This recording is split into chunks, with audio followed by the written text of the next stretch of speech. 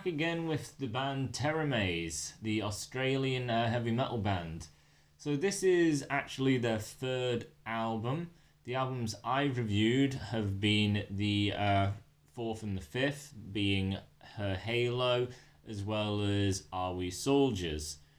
Now, the album Are We Soldiers, as well as Her Halo, have two separate singers. The singer of Her Halo was only there for that album. The singer on Are We Soldiers was actually the lead singer on the first two albums. Now this album, the third one, Esoteric Symbolism, something like that, is the only one of this singer as well. So the lead singer the original, dropped out after the second album. They did the third album with a different singer. He dropped. Then they got another one for Her Halo. He dropped out, and then the original came back for Are We Soldiers. So, I'm a fan of Teramaze. I really do like them. The album Her Halo did take me a long time to get into it. I was really not into it for a good amount of listens, but now going back to it, I really think it is a really mature, sophisticated album with incredible lead solos and a really good vocalist, like someone who is unbelievably unique and everything. It's got incredible melody. It's got still some good heavy elements to it, and it is just an amazing album. Are We Soldiers? Again, going something quite different and unique, going for this kind of 60s, 70s synth type of vibe in the early, 60s, 70s era, with a higher kind of voice and all this synth elements being interwoven into the album, and the album also being quite lengthy in nature as well. So them two albums kind of stand on their own and kind of out of the typical crowd. So Esoteric Symbolism, the third album that we're reviewing today, does it do the same? Is this kind of different? Well, yeah, it is kind of different. It does have its own unique sound. It differentiates itself from the others, as well as the kind of mainstream metal act as is. This album has like 13 tracks, and it comes in a whopping 1 hour, 18 minutes. So you definitely get your worth out of this album. It's not a short album by far. So the kind of soundscape that you're getting with this album is, it's a very open sound. The best way I can explain it is, it sounds like the band is playing in this vast open area, because everything has this kind of slight echo to it, like the kind of sound kind of just trails off. The sound of the guitars when they pick a string, it's not it's picked and that is it. It seems to carry, and it kind of lingers and it floats. It's this real big, empty, vast space that seems to surround the band, and it really gives that big, empty kind of soundscape where sound just kind of keeps trailing on. It is a really nice sound because obviously everything's just not cutting edge, where everything's just cut dry and it's just the typical playing with no kind of tone. The tone through this album is quite warm. It does have a metallic-ish kind of sound in aspects, and as I say, the sound definitely trails, so all these kind of notes and everything definitely has these big sounds as they kind of boom and they kind of last. They don't just fade off. And then some of the lighter elements just kind of trail until the sound kind of just disappears into the distance. It is a nice sounding album. Is it as unique as other things? No, it basically is just that big empty kind of space kind of thing that they have going. As for Are We Soldiers, has that synth kind of stuff into it, and then it sounds also kind of like it comes out of the 60s, 70s. And then Her Halo is a very unique singer in sound for metal, and just a really mature sounding album.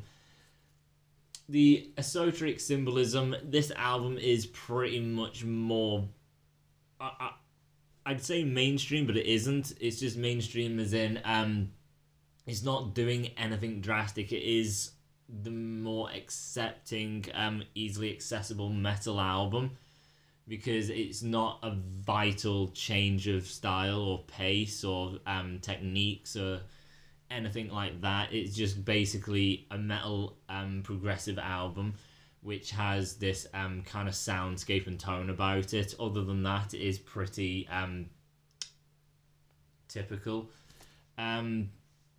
It definitely has the modern element to it, so it's not repeating bands that have just been around for years and years and years, and then bands that just come after it and then repeat it, and then another band comes and repeats it, and another band and another band, until we're in the year 2019 and bands are still playing what came originally.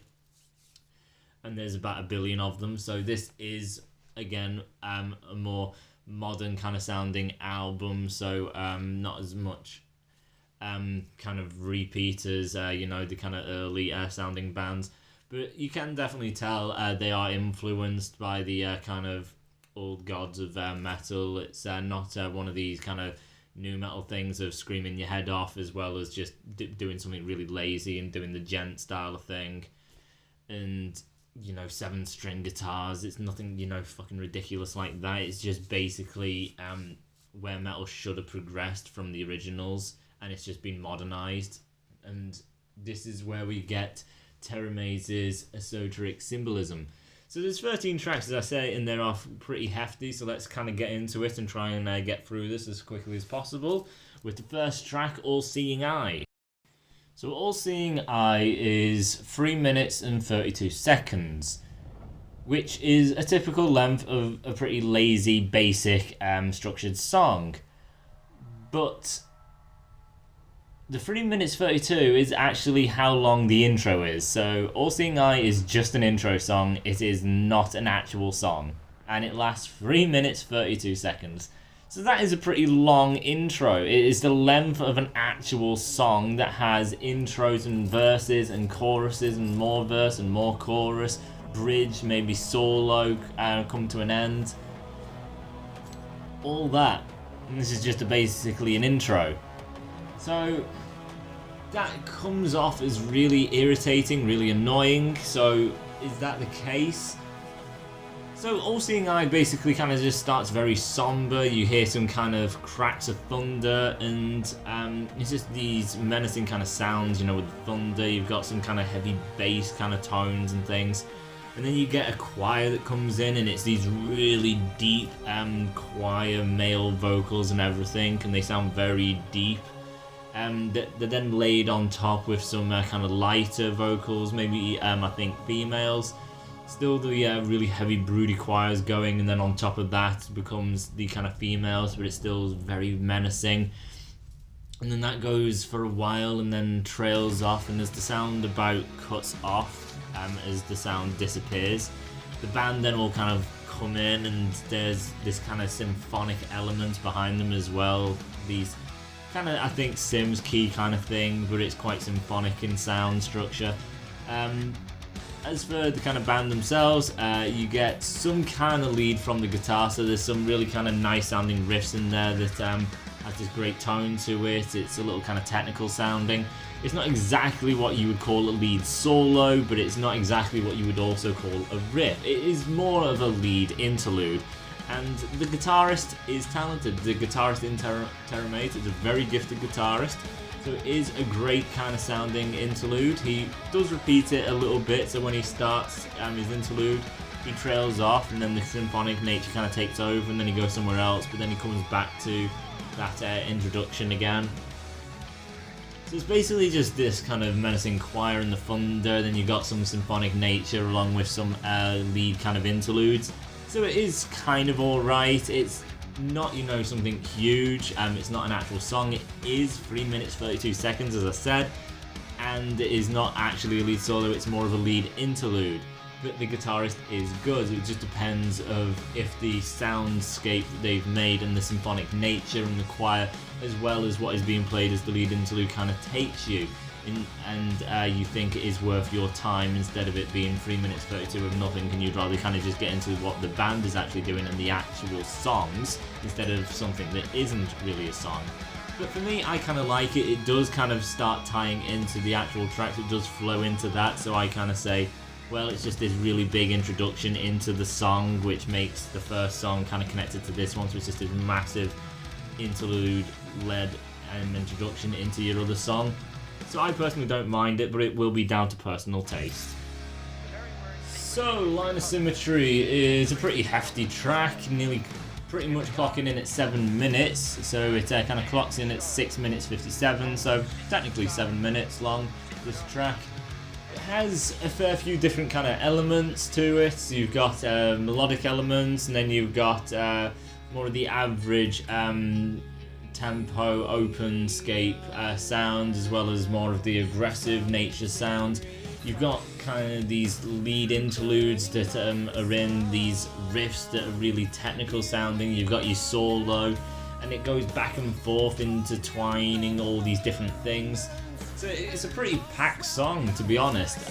But I think some people won't like the track, depending on how you feel about kind of and a little bit more of an emphasis on melody. So if you're not really keen on the kind of emphasis on melody, but you prefer an emphasis on heaviness, then Line of Symmetry will not be technically your favourite. I think you would appreciate what it is, but not be overly intrigued and invested in this track. You'll just appreciate what it does in certain elements, and then you'll find more of an appreciation down the line of this album. But if you don't really mind either way, then you will pretty much enjoy this track. So starting off, it just comes off immediately from All Seeing Eye, the intro track. You have a guy that's speaking over what is an intercom sounding thing, and the band just kind of belting out some kind of power chords and everything, and it has them kind of open out. And this is where you kind of get that kind of tone from, so you can kind of hear this kind of tone and vibe that this album has going for it. It gives it that slight uniqueness about them. So the tone is open, it's got that kind of tin sound to it, it has this real open soundscape, and the sounds kind of just echo and kind of trail off. Getting into your verse though, it calms down, so it does kind of pound out these kind of chords and has it kind of trail, and it sounds really big and widescape open in sound. But then getting into your verse, as I say, it calms it down, and then we get our voice. Now the voice isn't as high as I would say the singer of Are We Soldiers. I don't think this guy's as high as that. I don't think he has that maturity kind of deepness of her Halo. This guy has a highish voice, but he's kind of like in the middle of the road. He definitely doesn't have a bass deep voice. He definitely doesn't have excruciating high pitch power metal style thing. He's kind of in the middle, but leans a little bit more into that kind of high pitched sounding voice. So he's singing kind of melodic, and it sounds nice, and then the guitars are a little kind of clean. I wouldn't say they're kind of clean channel or anything, they're just a little kind of subtle.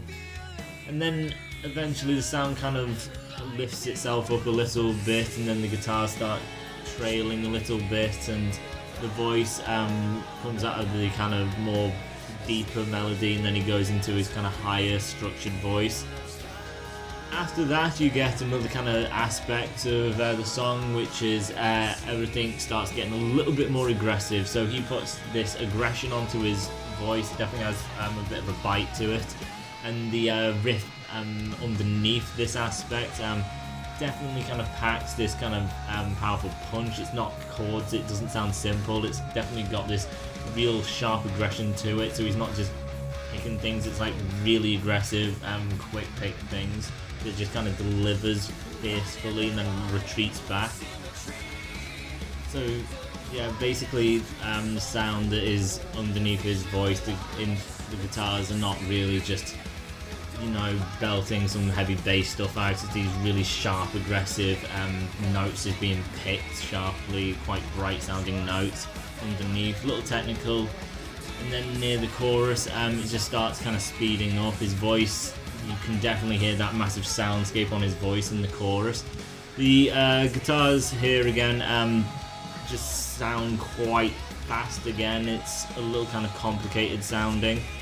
So yeah, you do get riffs that do sound complicated. You get that kind of sharp, aggressive, punching element when the voice goes kind of, aggressive in that pre-chorus section. And as for the actual chorus, it has this kind of fast tempo about it, making it sound a little technical in aspect. Going back into the melody, you have this little kind of melody interlude that will get you back into it. And they sprinkle these melodies around every now and then, so leading into melodies, kind of building things up again. You get these little interludes, these leads that separate itself from the rhythm guitar.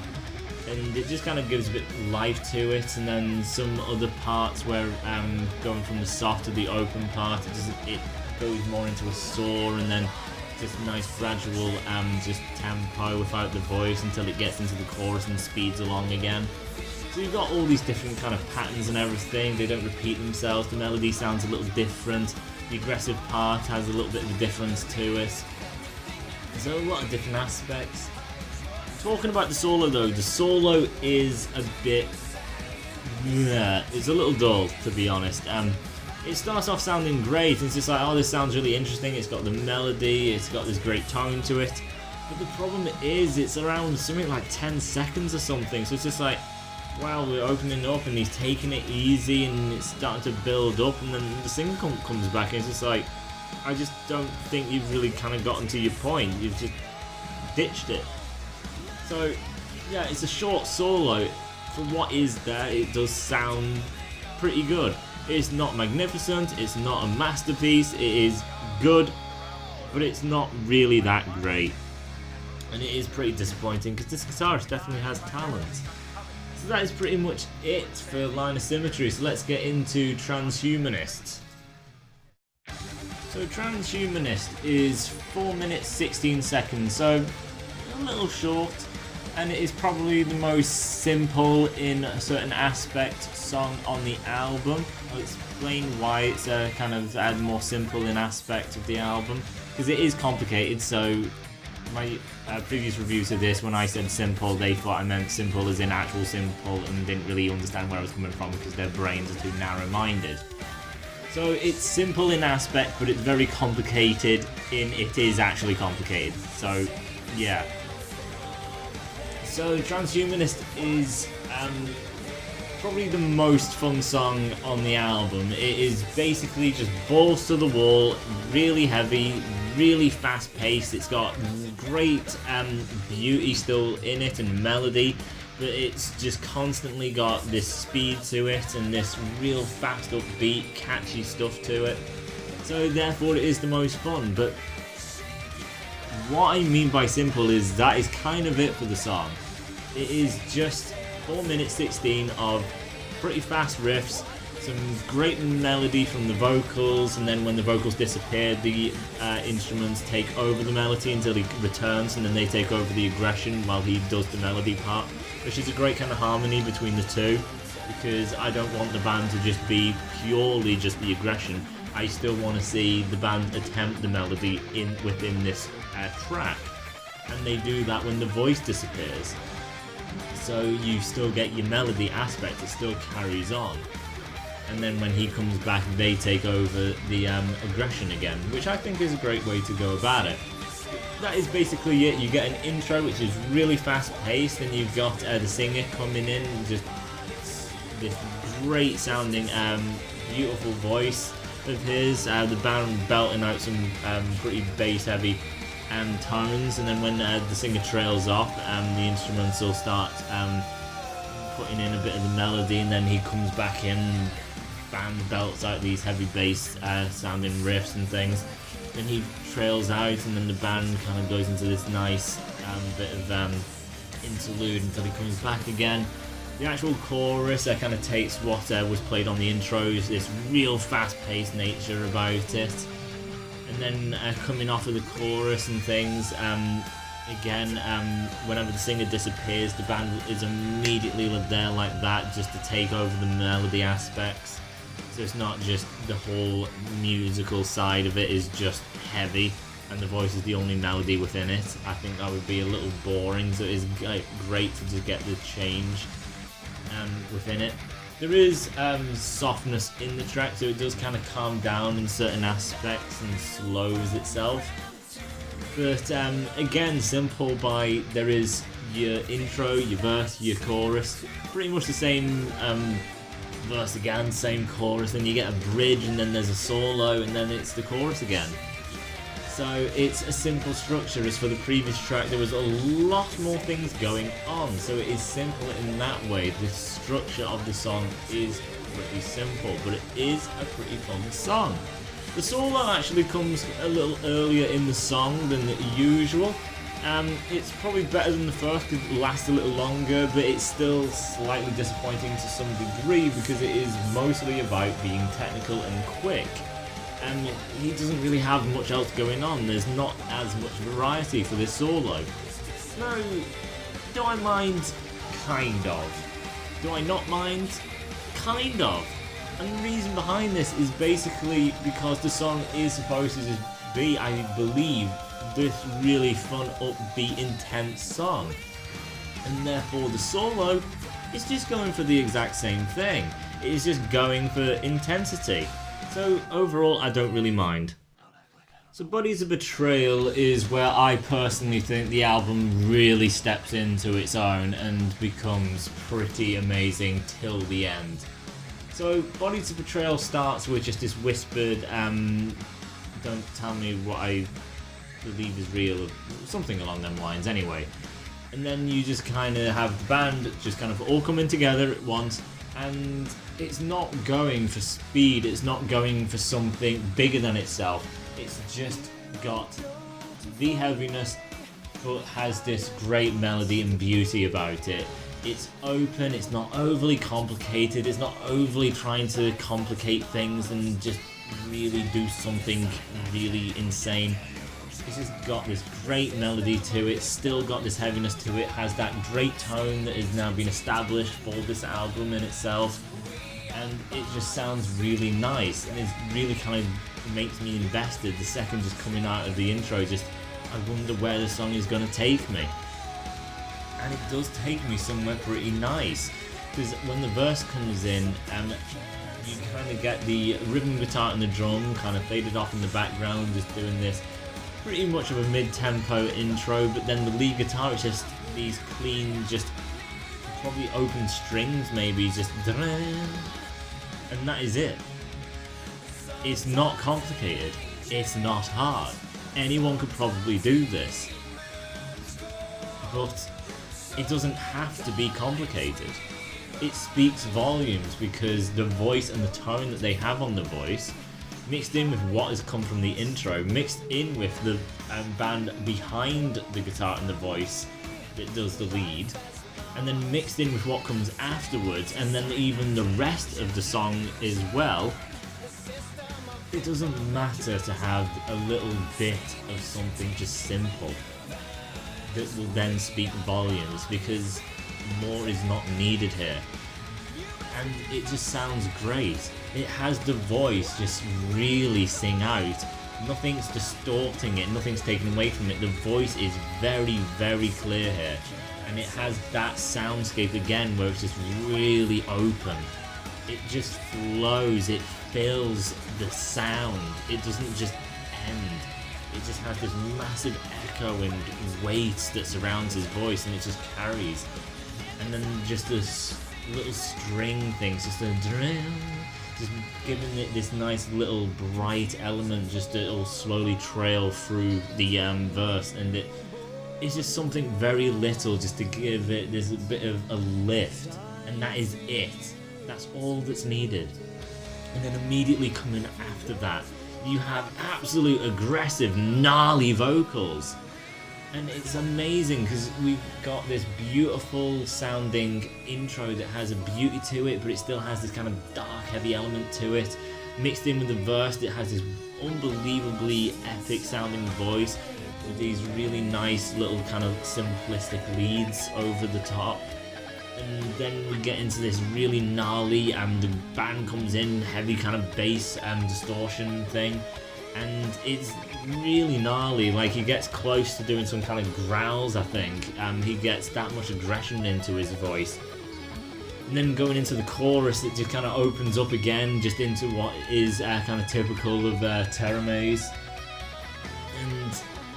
And the bridge section, it goes soft again, but the voice doesn't have the kind of same soundscape on it. He has a bit more of a kind of bass under his voice instead of going for something a bit more brighter that was in the verses. So he goes in the bridge section for something a little bit more deeper. The kind of band has a bit of a different play about them. This leads into what is the solo. Now, this again is where things do progress as the songwriting structures, the whole band in itself, as well as the solos, just getting better. The solo lasts a fair while. It is all melodic based, so I would probably like a bit more variation, but it is a really nice beautiful tone that he has. It's warm in tone and it's got great melody about it. There is subtle technical aspects, but it is mostly just this real simple melodic.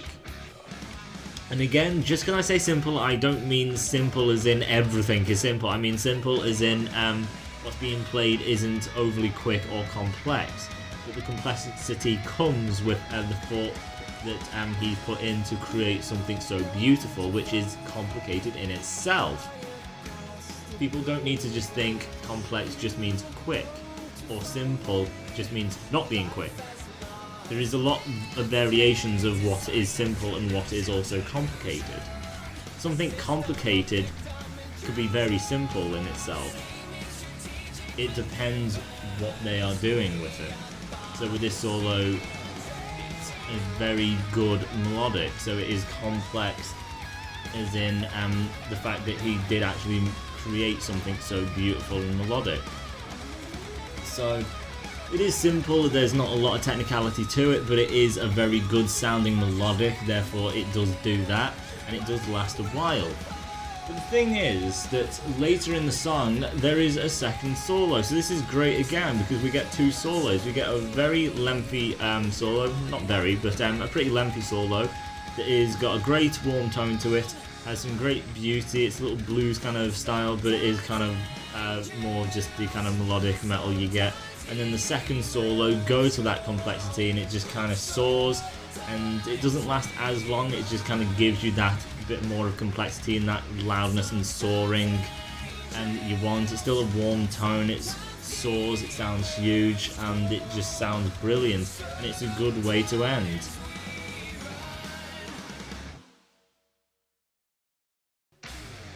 So, parallel / joviality. So this again just has this great sound to them because of the vibe and tone that this band has actually picked out for this album.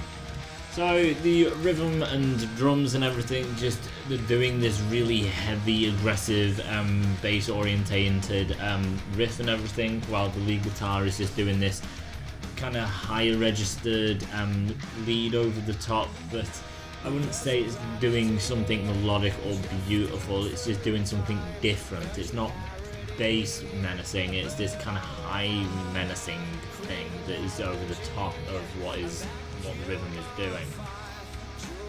So it is a little weird, it's definitely got this kind of menacing, creepy kind of aspect to it. And then as the singer comes in, the music side doesn't really change much. The rhythm is still kind of doing its same thing. I think the lead turns it down a little bit. I think he is still there, so I think it is basically the same. Everything's just been turned down a little bit so the singer can have his massive soundscape over the top.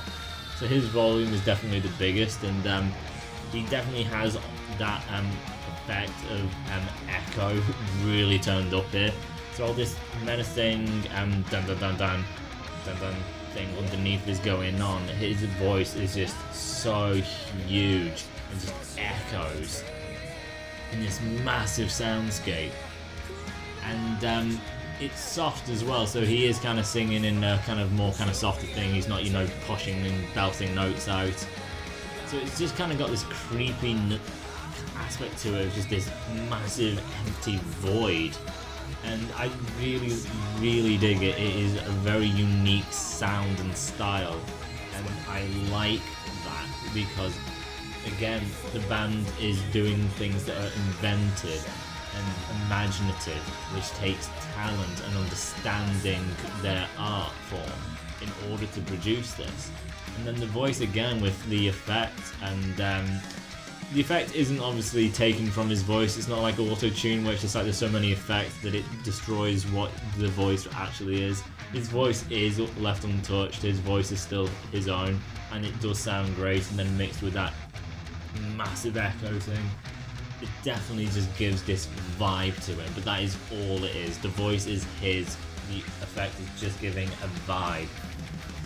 And then as it carries on, things start kind of getting into a faster tempo, the music starts kind of going up in tempo, the voice, instead of having the massive soundscape and everything and letting things kind of echo itself out, he starts going a bit quicker. As it keeps going, his voice kind of starts getting higher and higher as it goes until it actually reaches the chorus, which he then just belts the notes out. So I like the fact that his voice actually does progress in high notes until it hits the chorus, and then he starts belting them out.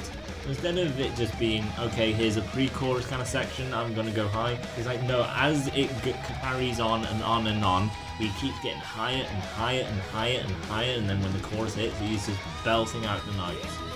It's not, again, power metal belting screams or anything. It's just this well-controlled, kind of slightly warm tone, just kind of high belt that he does with this nice echo on it. So it's this real sophisticated, not shriek style thing. And as for the solo on this song, it again has length to it, and it is really good. It starts with kind of bends and holds and everything, which sounds great, and then it gets into kind of shred, and it's like, this is fucking fast. It's really quick. It's really, really tricky what he's doing. Like, he gets some serious speed in here. Like, this is very quick. The solo.